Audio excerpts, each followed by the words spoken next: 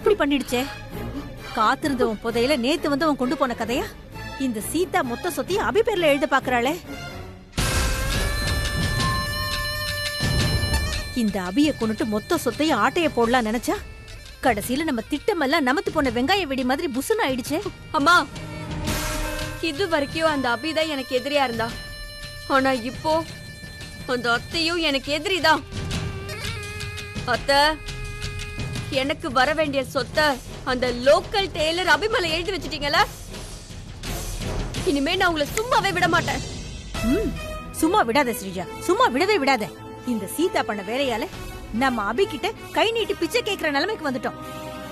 இனிமே நம்ம இஷ்டத்துக்கு ஒரு பட்டுப்புடவை வாங்க முடியுமா? நகை நட்டு வாங்க முடியுமா? ஒரு பியூட்டி பார்லருக்கு தான் போக முடியுமா? ஒண்ணும் முடியாது.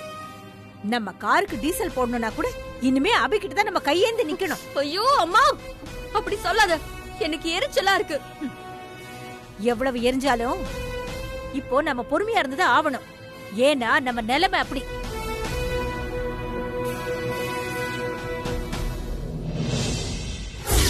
அபி உனக்கு என்னடி துரோகம் பண்ணா? அபி அழிக்கணும்னு எப்ப பார்த்தாலும் கங்கணம் கட்டிக்கிட்டே அலையிற.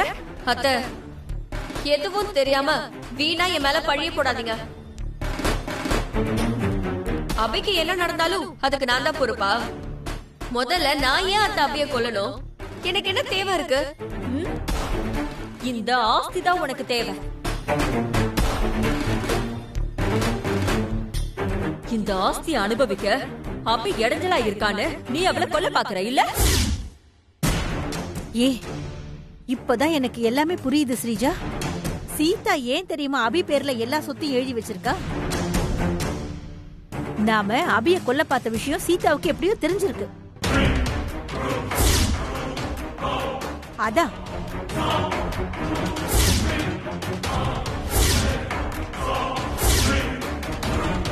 அபி பேர்ல சொத்தெல்லாம் இருந்தா நாம அபிய ஒண்ணும் பண்ண மாட்டோம்ல.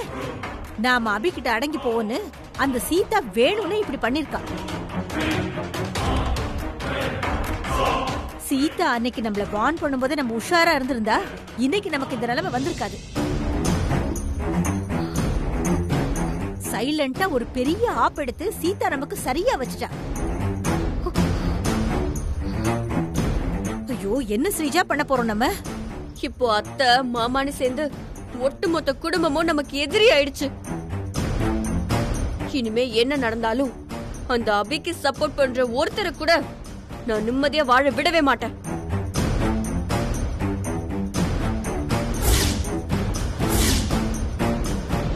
சந்தோஷ், நீ என்னைய அடிக்க வர?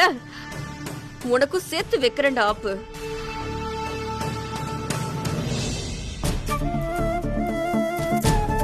தங்கச்சி,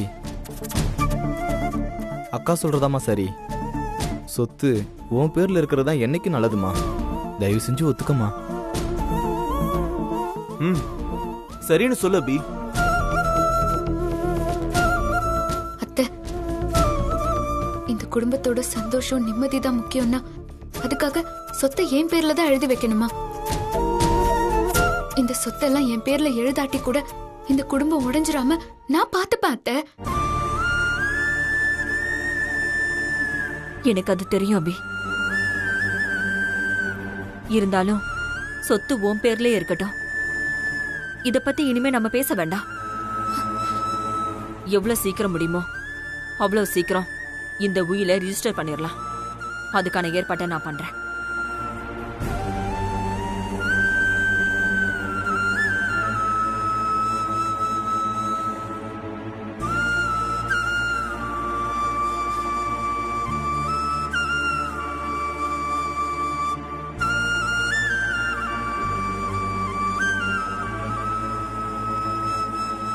ஏம்மா,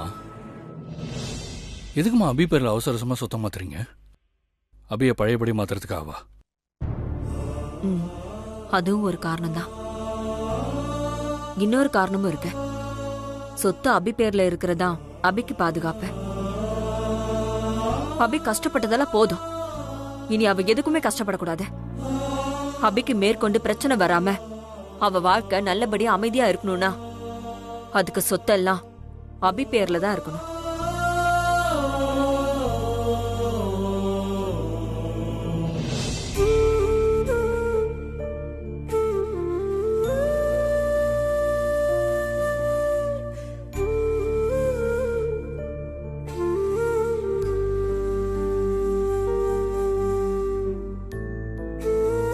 அபி, என்ன ஆச்சு? ஏன் ஒரு மாதிரியா இருக்க? இல்ல சஞ்சீவ், அத்தை சொத்து பூரா என் பேர்ல எழுத போறதுல எனக்கு கொஞ்சம் கூட விருப்பம் இல்ல. நானும் அத்தை கிட்ட எவ்வளவோ சொல்லி பார்த்துட்டேன். ஆனா அத்தை எடுத்த முடிவுல இருந்து பின்வாங்குற மாதிரியே தெரியல. அத்தை ரொம்ப பிடிவாதமா இருக்காங்க. நான் சொன்ன கேட்க மாட்டேங்கிறாங்க. அதனால சஞ்சீவ், நீ அத்தை கிட்ட போய் எனக்காக பேசு. இந்த சொத்து எல்லாம் பழையபடி அத்தை மாமா பேர்லயே இருக்கட்டும். வேணாம் அபி, அம்மா ஒரு முடிவெடுத்துட்டா அதுக்கு 1000 காரணம் இருக்கும். சொத்து உன் பேர்ல இருக்கிறது தான் சரி. இல்ல சஞ்சீவ், ஸ்ரீஜா மாதிரி இந்த ஆஸ்தி பணம் சொத்து மேல எனக்கு ஆசையே இல்ல. என் ஆசை எல்லாம் ஒன்னே ஒண்ணுதான். அது நீயும் பாப்பாவும் என் கூடவே இருக்கணுங்கிறது தான்.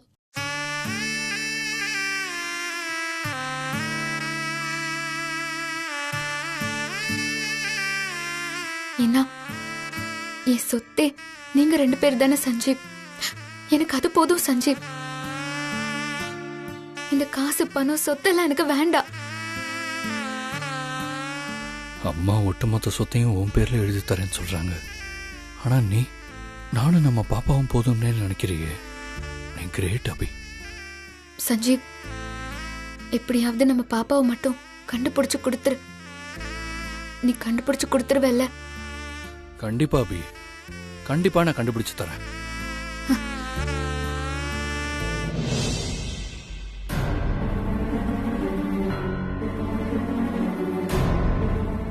மங்கா இன்னைக்கு அவ பாப்பா கூட நம்ம வீட்டுக்கு வரேன்னு சொன்னா. ஏன் இன்னும் காணோம்? மங்காக்கு ஃபோன் பண்ணி பார்க்கட்டுமா சஞ்சீவ்? இல்ல அபி, அதெல்லாம் வேணாம். மங்கா எதுக்கு போய் டிஸ்டர்ப் பண்ணிக்கிட்டு? அவங்க ஏதாவது வேலையா இருப்பாங்க. இல்ல சஞ்சீவ், மங்கா நான் ஃபோன் பண்ணா தொந்தரவா நினைக்க மாட்டா. நான் ஃபோன் பண்ணி பாக்குறேன் இரு.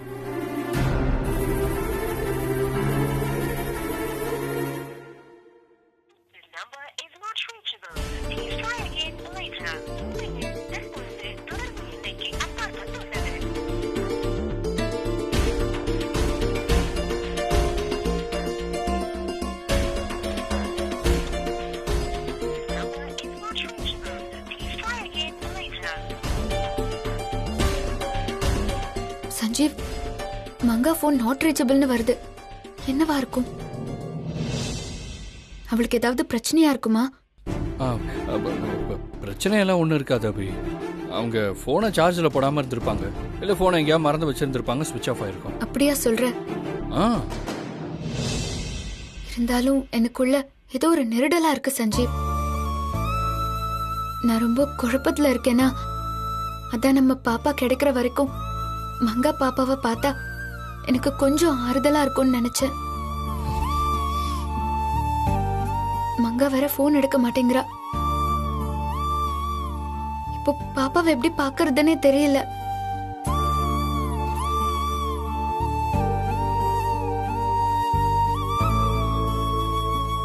சஞ்சீவ், மங்கா நம்ம போனோம்ல அதே கோயிலுக்கு தான் வந்து பிச்சை எடுப்பா தினமும். ஒருவேளை கோயிலுக்கு போயிருப்பாளோ? மங்கா இந்த ஊர்லயே இல்ல. இதை நான் எப்படி இவகிட்ட சொல்லுவேன்? சொன்னா இவ தாங்க மாட்டாளே. சஞ்சீவ், நான் கோயிலுக்கு போயிட்டு மங்காவை பார்த்துட்டு வந்துடுறேன். நீ எதுவும் சொல்லாத சஞ்சீவ். எனக்கு இப்போ பாப்பாவை பார்த்தே ஆகணும். மங்கா கோயில்ல தான் இருப்பா. நான் போயிட்டு வந்துடுறேன். அபி நில்லு. சரி வா, நானும் வரேன். வா.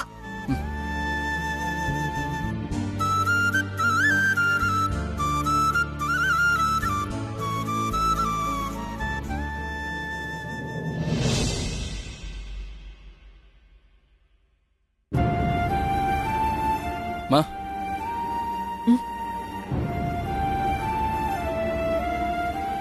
என்னப்பா?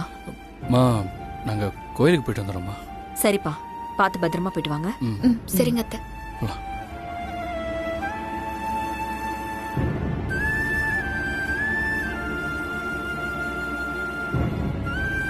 கடவுளே, அபி குழந்தை சீக்கிரம் கிடைக்கணும். அவளுக்கு ஒரு நல்ல வழியை நீ தான் காட்டணும்.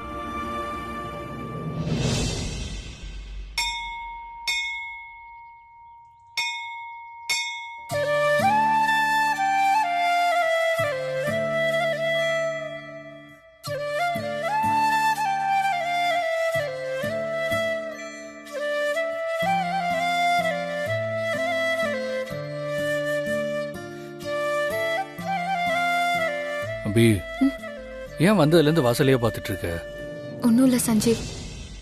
இந்நேரம் மங்கா கோவிலுக்கு குழந்தைய கூட்டிக்கிட்டு பிச்சை எடுக்க வந்திருக்கணும். இன்னும் காணுமா, அதான் பார்த்துட்டு இருக்கேன்.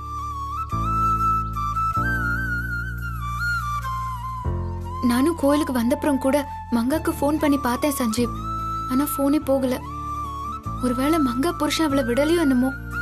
ஐயோ, என்ன பிரச்சனைனே தெரியல. குழந்தைய பார்க்காம எனக்கு ஒரு மாதிரியா இருக்கு சஞ்சீவ். இல்ல அபி, அவங்களுக்கு ஏதாவது முக்கியமான வேலையா இருந்திருக்கும், அதான் வரல போல இருக்கு. வா நம்ம வீட்டுக்கு போலாம். இல்ல சஞ்சீவ், இன்னும் கொஞ்ச நேரம் இருந்து பார்த்துட்டு போலாமே. சரி, ஓகே.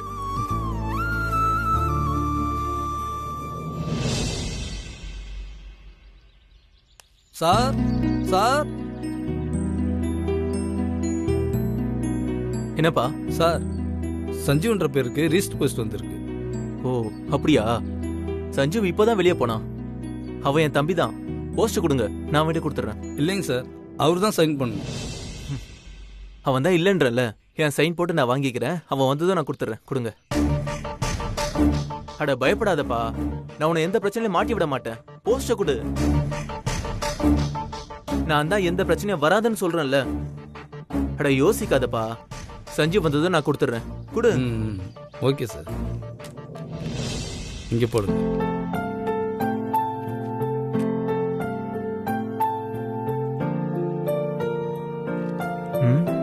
என்ன போஸ்ட் இது?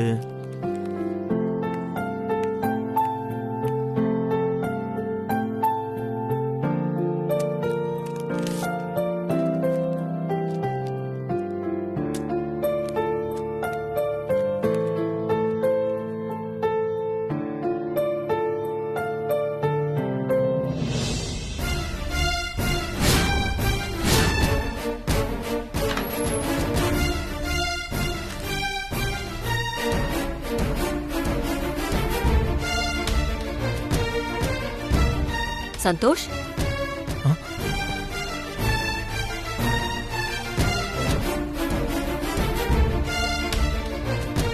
சந்தோஷ், அம்மா என்ன அது கையில? அது ஒண்ணும் இல்லம்மா. ஒண்ணு இல்லைன்னா எதுக்கு மறைக்கிற? அம்மா அது என்ன நடக்குதுங்க? ஒண்ணு புரியலையே. கையில என்ன போஸ்ட் தானே, காட்டு. அம்மா ஒண்ணும் இல்லம்மா, நீங்க போங்க. என்ன போஸ்ட் கவர்? எதுக்காக மறைக்கிறான் இவன்? என்னவா இருக்கும்? சும்மா நீ மறைக்காத சந்தோஷ், அது என்னன்னு காட்டு. அம்மா சொல்றேன்ல, ஒண்ணும் இப்ப இல்லன்னு. மரியாதையா கொடுக்க போறியா இல்லையா? குடு. ஏதோ முக்கியமான கவர்னு நினைக்கிறேன். அதனாலதான் சந்தோஷ் சீதா கிட்ட காட்ட மாட்டேங்கிறான். இத உடனே ஸ்ரீஜா கிட்ட சொல்லி ஆகணும். ஏ ஸ்ரீஜா, ஒரு முக்கியமான விஷயம். என்னம்மா? நம்ம வீட்டுக்கு ஏதோ போஸ்ட் கவர் வந்திருக்குடி. அத சந்தோஷ் வாங்கி பிரிச்சு படிச்சுட்டு சீதா கிட்ட காட்ட மாட்டேங்கிறான். என்ன போஸ்ட் கவரு? தெரியலையேடி. நீ வா, என்னன்னு போய் பார்க்கலாம் வா. சரி போ. சந்தோஷ், எதுக்காக மறைக்கிற? அத காட்டு. மா ஒண்ணும் இல்லம்மா. இப்ப என்கிட்ட எதுக்கு மறைக்கிற? நான் ஒண்ணும் மறைக்கலையேம்மா. மறைக்கல, அப்ப காட்டு. அது ஒண்ணும் இல்லம்மா. சீதா, அப்பா என்ன பிரச்சனை? நம்ம வீட்டுக்கு ஏதோ ஒரு போஸ்ட் வந்திருக்குங்க. அத வாங்கி இவன் படிச்சு பாத்திருக்கான். என்னன்னு கேட்டா சொல்ல மாட்டேங்கிறான். ஏன் போஸ்ட மறைக்கிறான்னு தெரியல, காட்ட மாட்டேங்கிறான்.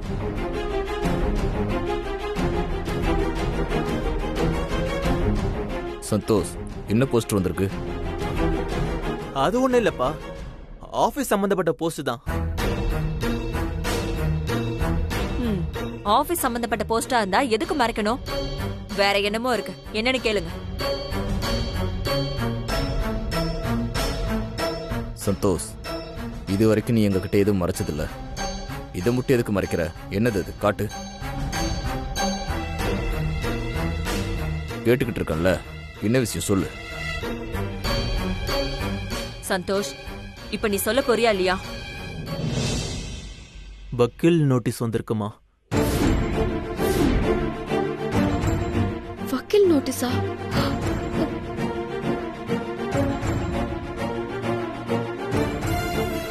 வக்கீல் நோட்டீஸா? வக்கீல் நோட்டீஸா? யாருக்கு வந்திருக்குடா?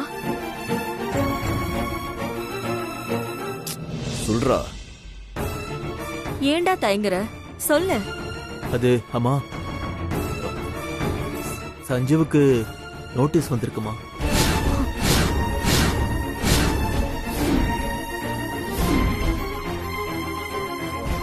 என்ன நடக்குது?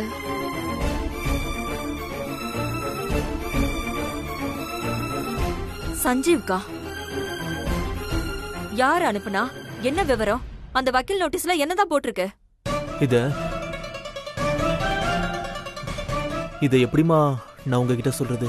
டேய், எதுக்கு தயங்குற? சொல்லு, என்ன விஷயம்? சஞ்சுவோட கம்பெனி திவால் ஆயிடுச்சுப்பா.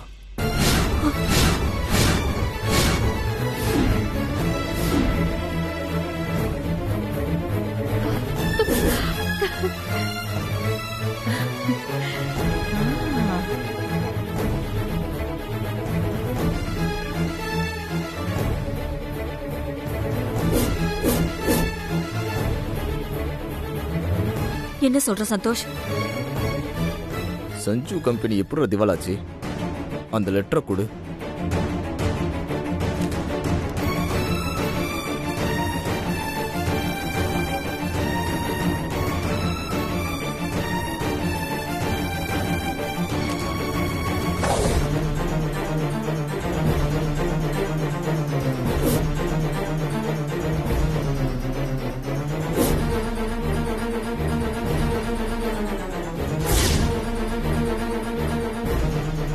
என்னங்க லெட்டர் படிச்சுட்டு சில மாதிரி நிக்கிறீங்க?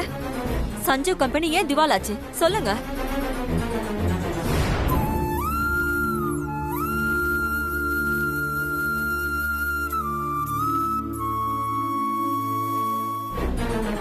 சஞ்சீவ் டெல்லியில இருக்கிற ஒரு ஃபினான்ஸ் கம்பெனில அவன் கம்பெனி பேர்ல 30 கோடி ரூபாய் கடன் வாங்கியிருக்கான்.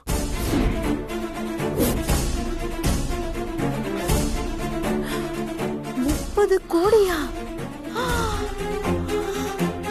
அந்த கடனை சஞ்சீவ் சொன்ன டேட்ல கட்டாததுனால அந்த ஃபினான்ஸ் கம்பெனிக்காரன் சஞ்சீவ் பேர்ல வக்கீல் நோட்டீஸ் அனுப்பியிருக்கான். ஐயோ, நாளைக்குள்ள 30 கோடி பணம் கட்டலனா போலீஸ்ல கம்ப்ளைண்ட் பண்ணி சஞ்சீவை அரெஸ்ட் பண்ணிடுவாங்கம்மா.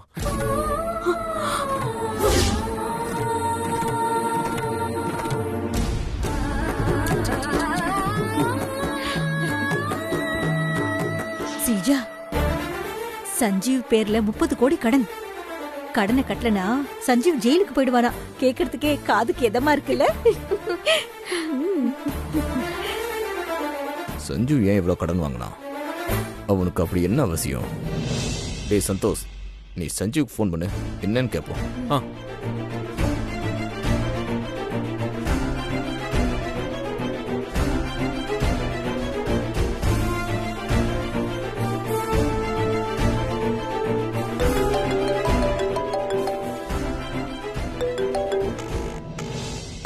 இரவி, நான் ஃபோன் பேசிட்டு வந்துடுறேன்.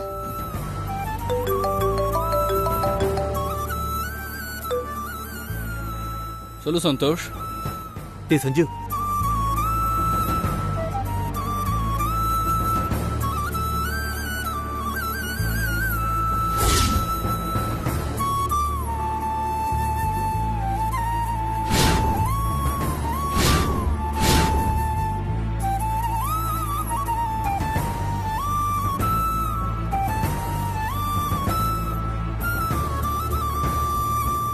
சஞ்சீவ் நீ உடனே வீட்டுக்கு வாடா, நான் உங்ககிட்ட கொஞ்சம் பேசணும். இரு, வரேன்.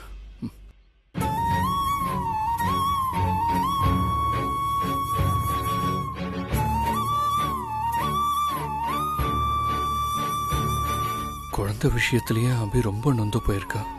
இப்ப எனக்கு 30 கோடி ரூபாய் கடன் இருக்குன்னு தெரிஞ்சா அவளால தாங்கிக்கவே முடியாது. இந்த கடன் பிரச்சனையை பத்தி முழுசா தெரிஞ்சுக்கிற வரைக்கும் அபிக்கு தெரியாம இருக்கிறது தான் நல்லது.